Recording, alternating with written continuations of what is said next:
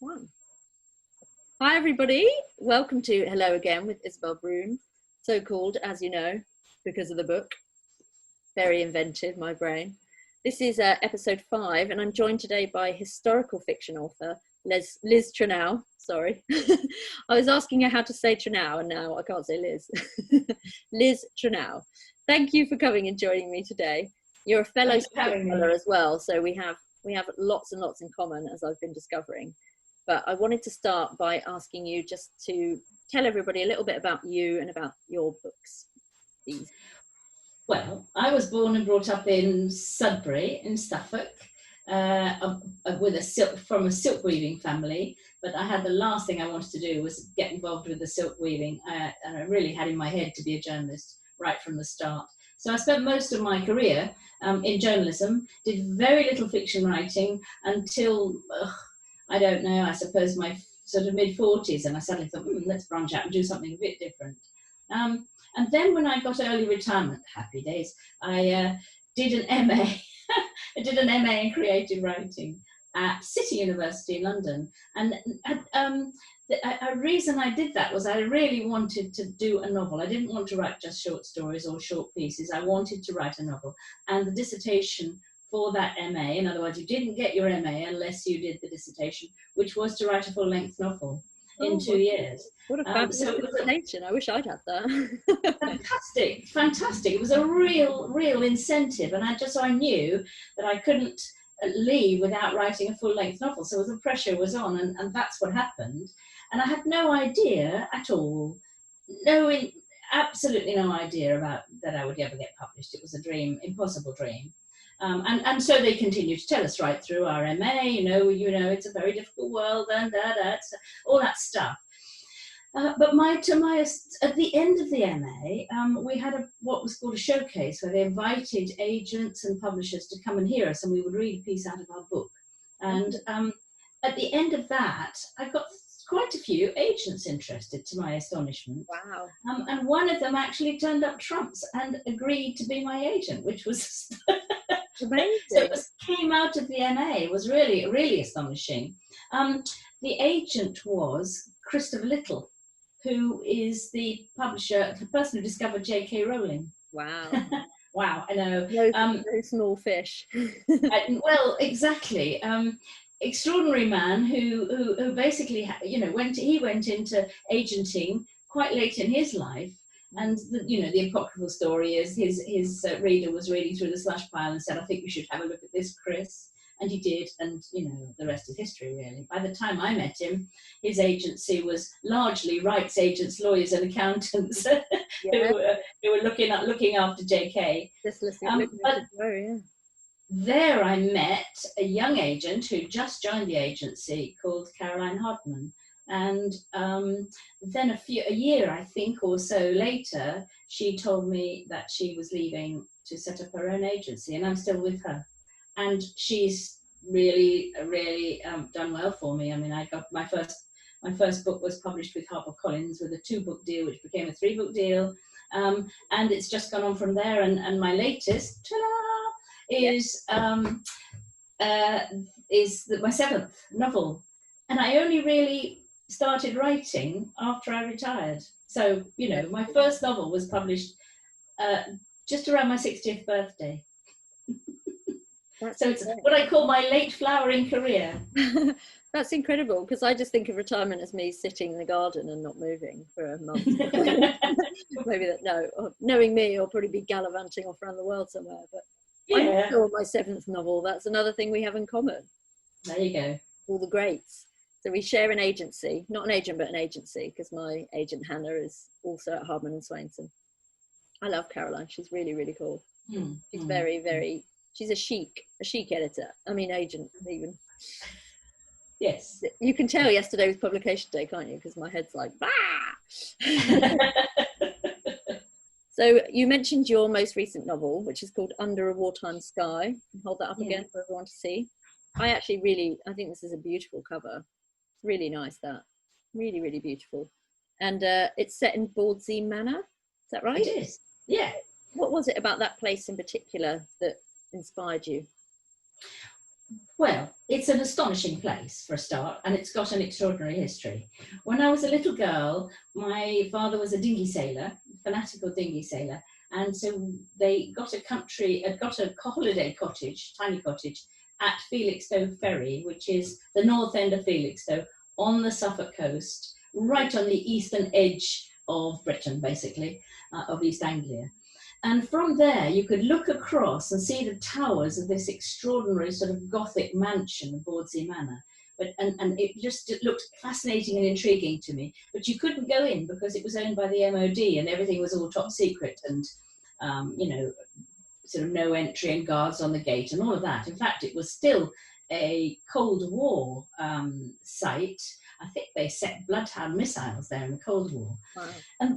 So I never got to go there. But then I don't know, probably 25 years ago, a friend of my husband's decided to buy the place off the MOD. It was for sale. And he runs English language schools.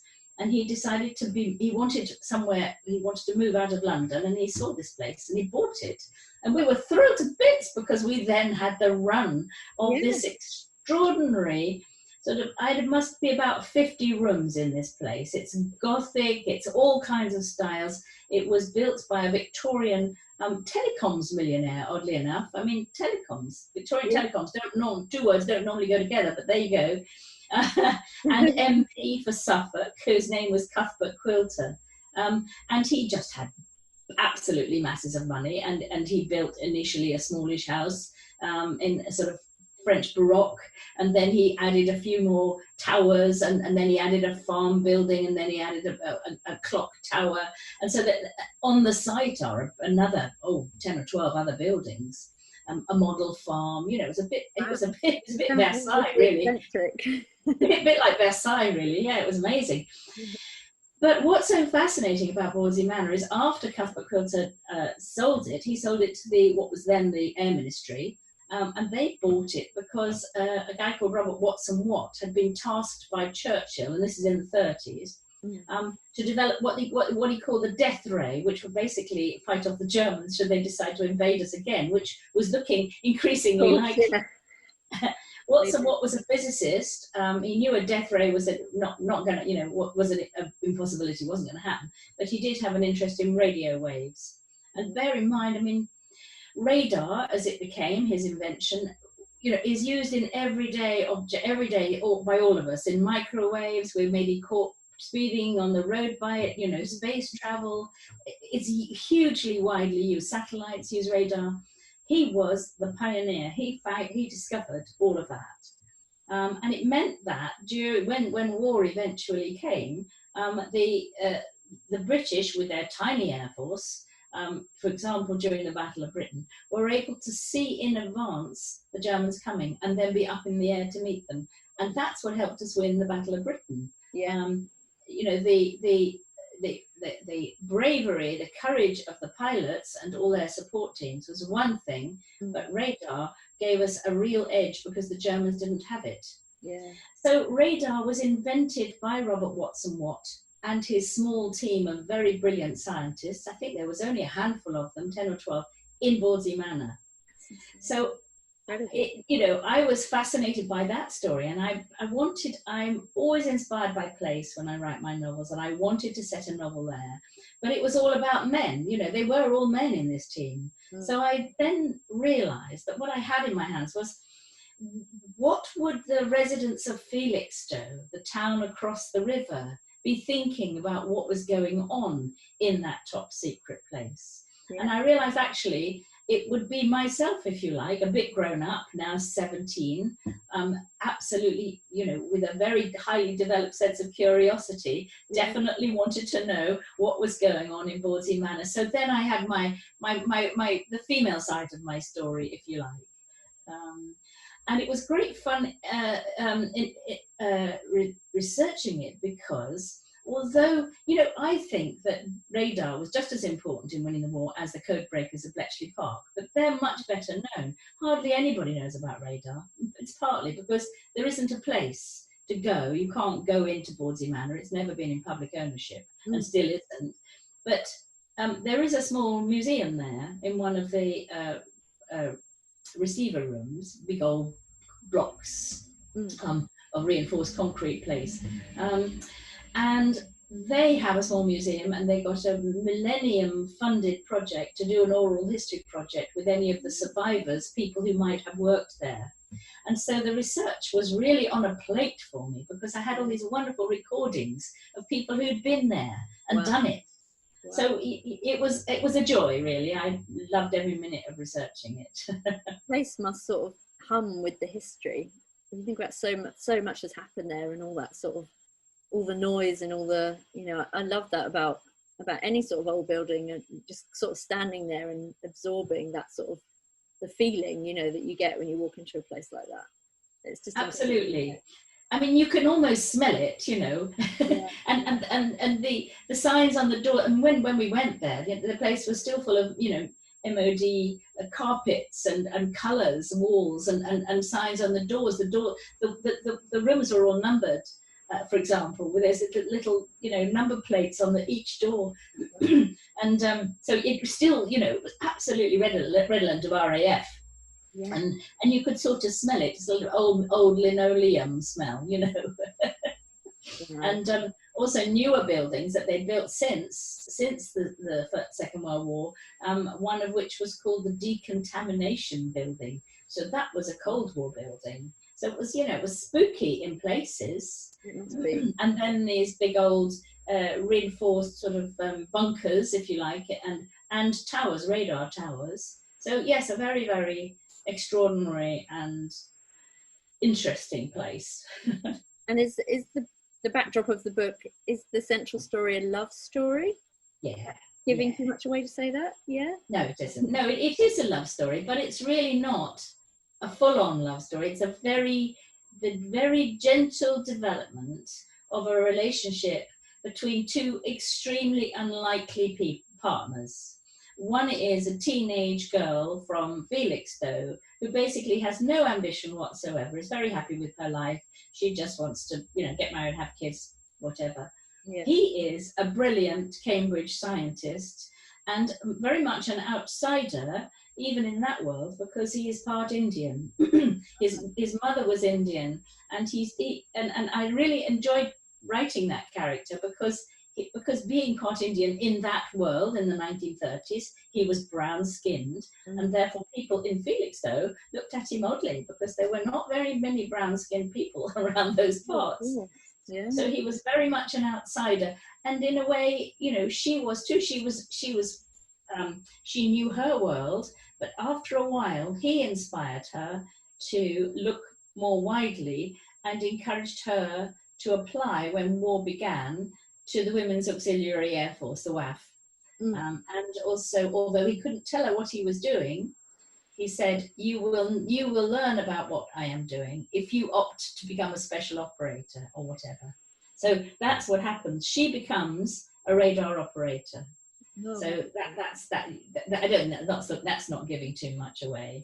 But the love story is, as I say, it's very slow, very gentle. There's no great passion, you know. Well, there is, but it's not. It's very hidden, very, very beneath the surface. I sometimes think that those stories are more powerful, though, because I've never got on that well. I mean, I do read Jilly Cooper because I find it hilarious, but that sort of really sort of erotic fiction, shall we say, is not really my cup of tea, because as soon as somebody starts describing the nuts and bolts, I lose interest. I'm like, oh no, I've gone right off this man now. I think imagination is always more powerful than something in that scenario, I think, than something that anyone could write down. So you know, I think it's excruciating writing a sex scene anyway. If you've ever tried writing a sex scene, it's absolutely excruciating. It's horrendous. It's impossible, really. When you're falling for someone or when you're attracted to someone, it is all those little looks and these sort of brushing a finger against an arm kind of things that you know, that's the lifeblood of romance, isn't it, really? All those little, and that's the stuff I love to write about and read about, actually. It's much nicer than what comes next. These two are so unworldly and naive. They don't even really know about touches and looks, you know. It's all kind of implied, like the reader's like, oh, you know, Yeah, get on with it. Yeah, but of course they wouldn't have done, or wouldn't have, Yeah. like you say, especially if you were young. Yeah, so essentially it is a love story, but one of the reasons why I like to write historical fiction is that I really like learning about historical periods. I wasn't keen on history as a child in school. I never really liked history, but I started enjoying reading historical fiction because I learned about periods of history. But also, not only that, but I quite like, I mean, I've written quite a few books. Some of my novels have been about silk weaving or about patchwork or about fabricy things. And I really enjoy learning about the craft, Yeah. you know, and with this book, in a sense, the science, not that I understood it, you understand, but if you like, the extraordinary science behind things. Yeah.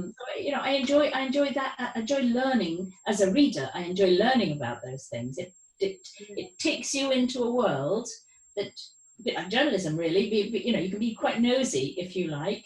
It takes you into a world you probably wouldn't ever have known about. And I find that really interesting. It must make the whole writing experience much more enriching for you as well, because, you know, one of my books is about my fifth novel, 1000 Stars and You. Is about a couple that fall in love, and the guy is ex-military and he's lost a leg in Afghanistan. And I spent a long time researching that and sort of going up and down the country meeting men that had been through similar things and talking to them on the phone for hours about their experience and the sort of everyday sort of trials and tribulations that they were going through with their mental health or their physical health. And it was absolutely sort of fascinating and humbling, and a real deep dive for that character. And I think that's the book I've probably enjoyed writing the most because of that. And I also went to Sri Lanka and got to research Sri Lanka, which was incredible. But just that character and finding out so much about what happens, and right from the point of blast onwards, sort of 5-6 years down the line, and how they rehabilitate and all that kind of stuff. I just found it really fascinating. And I felt like had grown so much as a person and learned so much through the process of writing that. It must be like that every time you sit down and write a book. Well, I mean, I do find that the research usually leaves the plot, because I'm a very bad plotter. I don't plot. I hardly plot at all, really. I just have a very overarching, maybe a couple of sides of A4, you know, of where it's going to go. I have the vaguest notion of how it's going to start and where it's going to finish. But in the middle, what drives it is the research. So going to places, as you said, getting the atmosphere of the place, imagining some characters in that place, but then the events that happen in history around that period or in that place definitely drive the plot. And I really enjoy putting real characters in. So Winston Churchill makes an appearance in the book. Robert Watson Watt makes an appearance in the book. You know, and quite a few of the incidents, often subplot lines, are real events, things that actually happen. So the research takes place before I start writing, but also all the way through. So yeah, that's one of the reasons why historical fiction is great for plots, because it helps you out enormously. That's so true. That is true. I like that you just sit down and you only have a couple of sides of A4, because I always get really scared when I speak to authors that have, you know, these boards of post-its and they know exactly the emotional thrust of each chapter, and I'm like, whoa, I just don't know until I'm in the chapter sometimes how my character's going to feel until I've written that situation and put them in the middle of it. I just don't know. I think, is that me failing as an author? Is that I just enjoy the magic of that, of not knowing exactly what's going to happen, and sitting down at the beginning of a working day and thinking, oh, I'm excited because I'm going to write a scene that I know is going to be really meaty. I wonder how my character's going to react. That's kind of how I see it. Maybe I should have more control. I think it's a really legitimate. I mean, I've been through the same process of anxiety as you have, which is, you know, and trying to plot and trying to, you know, work out who my character is and what they like, and, you know, how they tell you know. So the sort of advice you get is, you know, imagine, what do they eat, what do they like to eat, what do they read, you know, what was their childhood like, blah blah blah blah. Characters don't really form until I start writing them, and you know, it's the same with plot too. Really, I'm just like you. I I barely know where this chapter is going to go even. I mean, just the vaguest idea of what might be going to happen. I like the fact that characters lead you, actually. Yeah. Sometimes they really do lead you. That's what makes writing better than reading in the end, I think, because it's the, you know, when you sit down and you open a book and you don't know what's going to happen, it's that sort of excitement that keeps you going and keeps you reading, isn't it? But when you're writing it, you're creating those things. And it's almost like, it's so hard to explain to people that don't write, but I feel like I'm just a vessel and the characters sort of filter out through me onto the page. And there's some sort of magic that happens between that bit and my fingers on the keyboard. And it just happens. And people are like, how do you write a book? And it's like, well, you just kind of do. It's really hard to explain. Yeah. Yes, it is hard to explain. But you know, that sounds dangerously like sort of automatic writing. You know, like the Victorians used to talk about having a spirit, you know, guiding their. Maybe there is guiding us. Maybe it's Churchill. It isn't like it. It isn't like that, though, is it? I mean, no. It's hard work. I mean, your brain is really working on so many levels when you're doing it, isn't it? It's thinking, you know, where's the scene going? What's this character's role in it? How are they responding to what everybody else is saying? How are they responding to the environment? What's the environment like? What, you know, all of that. Yeah. So it's really, you know, we were talking earlier about how hard brain work is and how exhausting it is. But it's true, that imaginative part of working is really exhausting. But as you say, it's usually fun too. It is fun. And actually, like you say, the building blocks and trying to keep everything in your head, because I know people use props and use kind of, you know, I don't know, visual aids or pictures or whatever it might be, but I don't write like that. I might have a couple of post-its next to me, sort of happens and this happens and that's it. Or like a brief 10-word synopsis of the entire chapter, but the rest of it is all in my head. And I think I do struggle for that reason, but I haven't worked out a way yet to lay that out on paper in a way that would help me. I can do it in the edit. In the edit, I can break things down because I've got a framework to work with. But in the drafting stages, I can't work like that. I think the problem with my way of working and your way of working is when you get to the middle, about the middle, and you've kind of forgotten. Yes.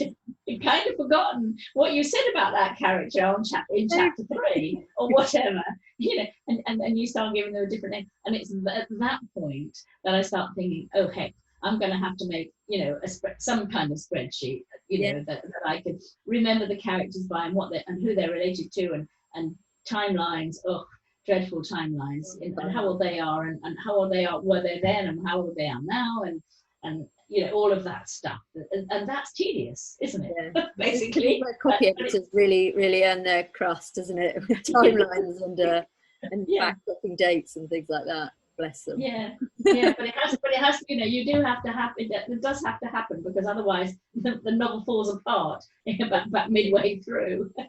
I've learned with timelines, I tend to print out like a big calendar, and every time something happens, I sort of think, well, that's 3 days later and that's 5 days. So I keep track of what the dates are as much as I can, because I learned on my first couple of books, I got stung quite hard in the structural edit with that, where I'd just been like, 2 weeks later, 2 weeks later, 2 weeks later, and not keeping track of like the fact that 2 years had gone by.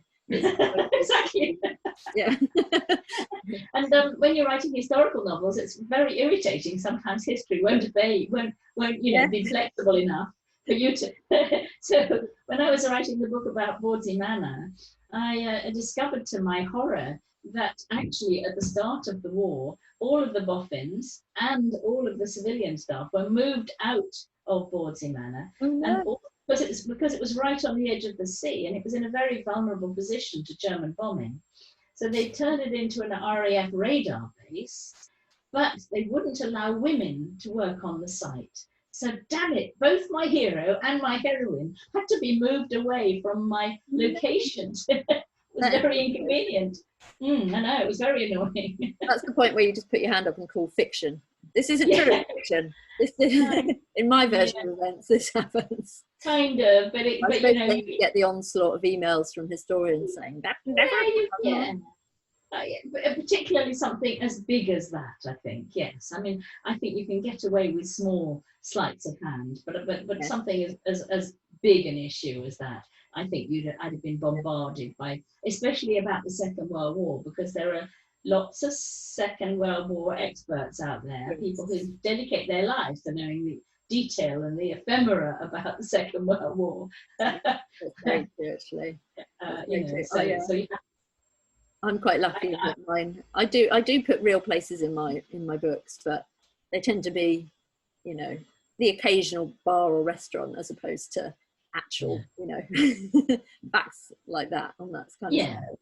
I think that's the bonus of contemporary fiction. Although, I mean, interesting conversations about writing contemporary fiction when enormous events happen, like we've just been going through, and you know, how to deal with that when you're writing contemporary fiction. It'll be fine when you can write about it as history, but it's quite tricky right now, isn't it? I've got around it by having my character of my current work in progress born on a leap year. So I either had to set it this year or 4 years ago because it starts on her birthday, on a leap year birthday. So I was like, I'll just set it in 2016, get around it from that way. But it will be interesting to see because, I mean, it depends on the type of story. I think it could be a real gift if you're a psychological thriller writer and you're writing about, you know, a neighbour from hell or something that you're trapped in with. Godsend, the lockdown is a godsend because it's going to be much harder to get out of that situation. But does anybody really want to read a romantic novel set in a lockdown? I don't know, and I don't know if I'd want to write it, because I think at the moment it's too difficult because we don't know the outcomes yet. I think you could write it in 3 or 4 years and looking back at what happened, write it then, but don't write it now. But also it's very raw for a lot of people who've been bereaved and really you know, have been through really difficult times, you know, with mental illness or whatever. It will be a very raw place to write about, I think, for quite some time. You don't want to trivialize it or make light of, you know, try and spin it into something jolly, because it really isn't. No. I've been trying to stay positive and, you know, use the time in a sort of the best positive way that I can, but it's still frightening. There's still this sort of cloud of anxiety, I think, hanging over all of us because we don't know what's going to happen. I think it's the not knowing that's so frightening, like not knowing whether this could come back and back and back, and we're looking at years and years of our behaviour being very much reined in, not being able to travel, not being able to see the people that we want to see and live our lives the way that we want to. So it is frightening, and it's, I mean, thank God that we have the books to sort of escape into. I've found that, I know a lot of authors are struggling, but I'm really enjoying my writing time as being a complete place that I go to not think about the world at the moment and what's happening.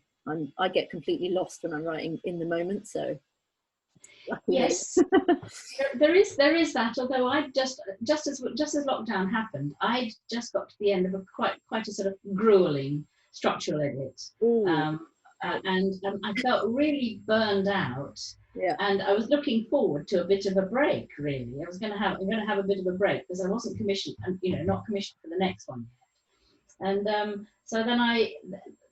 but then lockdown happened, and I'm sort of twiddling my thumbs, thinking, "Damn it! I wanted to have a break now. I want to go away. I want to, you know, do something completely different." And now all I've got is me and my desk, and you know, I'm not even able to see the family. So it came at an odd time. I learned to bake lots, and didn't do any writing at all for about 2 months.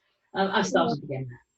But maybe in the long run it will feel like it was a nice break. You know what I mean? Because actually having the permission, giving yourself the permission to stay at home and relax. Essentially, I know it's difficult sometimes with the sort of the cloud of doom, but I think a lot of people have enjoyed that element of it, of kind of re-nesting at home, because everybody pays such a fortune, don't they, to live where they live, and they're never there because they're always out at work.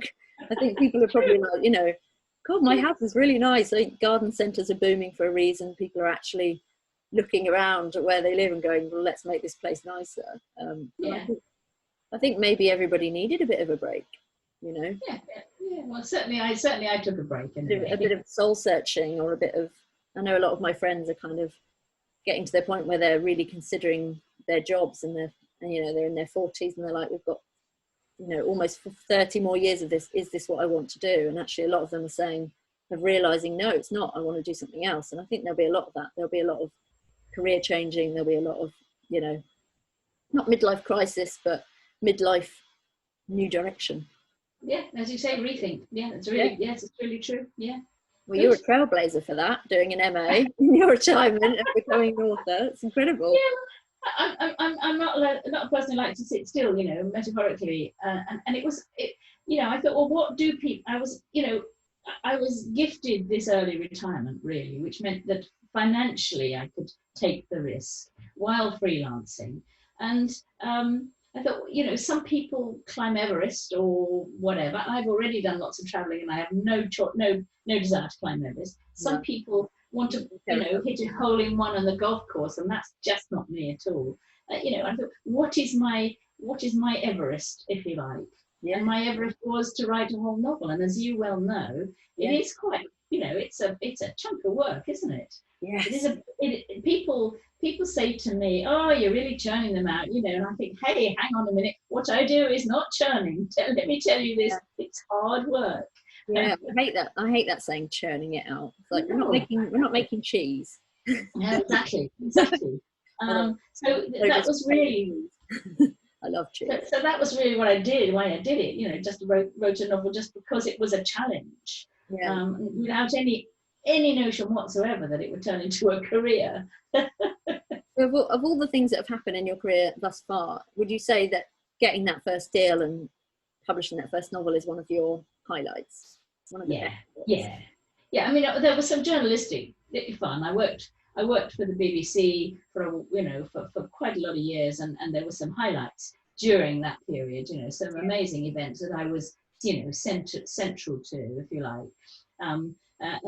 But certainly getting my first book deal was a pretty big highlight, I would say. I love that we also have the journalistic past in the background as well. Yeah. Because we were talking before, weren't we? And we both worked for the same local publisher. So yes. You worked for the, remind me again? I worked for the East Anglian Daily Times, which is based in Ipswich, but has offices all around really, but also in Colchester.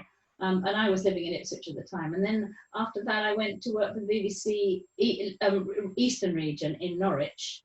And then I freelanced for BBC in London, mostly radio, because I really enjoyed radio at Broadcasting House. So I worked there for quite a long time. And then had children, did a bit of freelance work, it's sort of a mix and match kind of career, really. But yes. Did you in good stead, though, having that journalistic background? Because I think when you're working with people and stories, you're just going to keep, it's like coal on the fire, isn't it, of your imagination constantly. And it teaches you to ask the questions that you should be asking of your characters, the sort of the who, the why, the what, the where, the when. And those are the sort of basics when you're plotting a novel, I think, who have I got? Where are they? What are they doing? Why are they doing it? It's that sort of grounding, isn't it, that makes Yes and no. I mean, I think when people ask me this question, I always say, well, journalism taught me not to be afraid of a blank page or blank screen, and not to be afraid of a deadline, and to respond to all of those stimuli, and also the research. I love the research aspect of historical fiction, but writing fiction is a completely different craft from writing journalism. Completely different. That's true. And my instructions to myself when I'm reading my first draft are nearly always slow down, because I'm rushing for because I like, as you do in journalism, you kind of sort of you're holding the reader in as much as you possibly can, and not allowing the story to breathe, if you like. And description is a hard thing to learn how to do when you've been a journalist, and to have the confidence to allow time to describe the big moments in detail. Yeah. I mean, I remember writing one of my first big moments in my first book, and realizing that I rushed it because I thought, this is a dramatic moment, it must be pacey. But actually, then I realized that actually you need to slow down at the biggest moments. You need to slow down, actually. That's a very good tip. And somebody, you know, people have subsequently said to me the scene they most remembered or liked from that book was that scene, where I almost dedicated a whole chapter to what was probably only half an hour in the character's life. Yeah. So, you know, really slowed everything down. And that's the luxury of books where real life doesn't imitate, you know, because when something big happens, it tends to happen really quickly to you. And afterwards you feel like, oh my God, you know, you sort of in the tailwind of it, aren't you? I mean, people talk about their weddings rushing by and not remembering and not speaking to anyone and that kind of stuff. And, you know, but in a book, you've got the luxury of really drawing those moments out and making them even more special. So that's true, although also people say, but happily I've not experienced it myself, but when you're in something like a car crash or some, you know, some big event like that, that life seems to slow down. Yes. So, you know, it's an odd thing, isn't it? Yeah, you're right about weddings.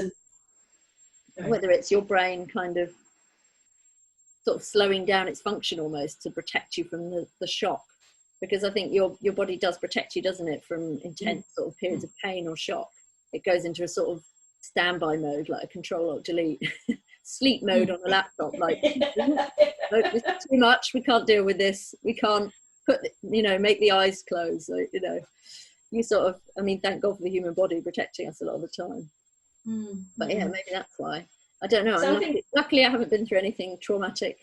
No. I was in a car crash as a child that I still have a memory of. I still have a memory of being thrown that I can remember, which is strange. It's obviously imprinted somewhere, but not in a sort of traumatic way. More as a sort of, I'm quite interested sometimes to look back. But I remember one of the first writing exercises I had to do for my GCSE was to write about a memory from childhood that really stood out. And it's really fascinating when you start to go back through your mind and pull out those things that have really stayed with you and examine the reasons why. I think that's probably, if anybody listening to this is looking for a sort of spark for a story idea, there you go. Crawl back through your memories and pick out the ones that are shining the brightest, and that's usually is a good reason for it. That is so true. So true. Yeah, really. I wanted to finish up by just asking you for your sort of the best and worst things about being an author. Because there are obviously lots more good things than bad things, but we were talking before, weren't we, about the sort of the tougher moments. What would you say the toughest thing about being an author is? Probably there's two moments, the two anxiety-inducing moments. One is waiting for your editor to respond to the first draft that you've sent them. Completely agree. And it takes them a few weeks usually, and you just I'm not one of those people that shares with beta readers. I don't do any of that. So it's completely cold. I haven't shared it really with anybody, and she is the first person to read it, and she's the most important person in my world, basically, because she holds my future in her hands. And so that waiting for that. And then when the book is published on publication day, it's brilliant. You have a fab time. If you're lucky, you have a party, all of that, you drink lots, have a great time. But then the next day, you think, oh, heck, how's it going to do? And you've learned whether or not it's sold into supermarkets, but you don't really know what kind of reviews you're going to get, how the online sales are going to be, whether or not the sales are going to be sufficient for your editor to want to recommission you if you're towards the end of your commission. All of those sort of it's sales anxiety, basically, isn't it? Sales anxiety. So I'd have said those are the two worst moments. And we have control over, or the most control over the manuscript. So when we're writing and editing, we still have control. But when you let go of that book baby and it's out, that's when that portion becomes about somebody else and somebody else's job to sell that book, and that's quite hard, I think, for us to stomach, because it's still our baby and we still want people to read it, but there's only so much you can do, isn't there? You can't. Really is, yes. I mean they standing in Waterstones and just giving a copy to anyone that passes by. I don't know if they would like that very much. Yes, increasingly publishers are expecting authors to do lots more. in terms of promoting, say, I suppose, social media stuff and so on. Yeah. And I always find, I mean, you know, while it is quite fun, I also find that quite anxiety inducing too. Am I doing enough? You know, all of that. And sometimes tedious, you know, sometimes it's not what I want to be doing. I want to be getting on with the next book, thank you very much, you know, arguably. Yeah. What I do like doing is going out and talking to readers. I really enjoy doing events. Yeah. That's you know, that's a real high point when you meet people face to face and they start talking to you about your book or about your writing or whatever, and you've touched a chord. That's really one of the high points of being a writer, I think, probably. Suffolk Libraries is actually really, really good at organising events. I got in touch with them a couple of years ago and did a whole sort of mini tour of the area.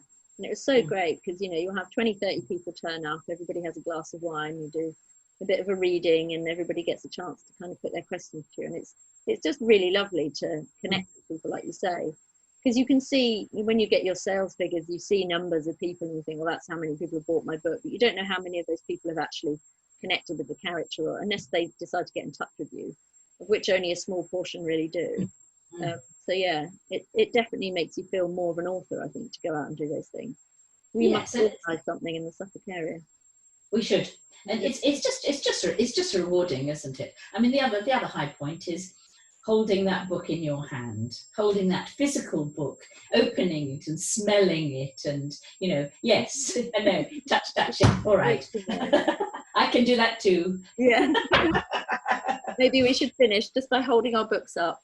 And all right, here you go. Love.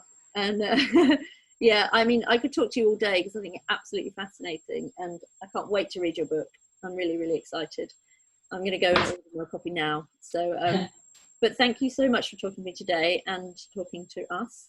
And yeah, everybody, make sure you get a copy of Liz's books. You can find them local good bookshops and Amazon, all the usual places. That's correct, isn't it?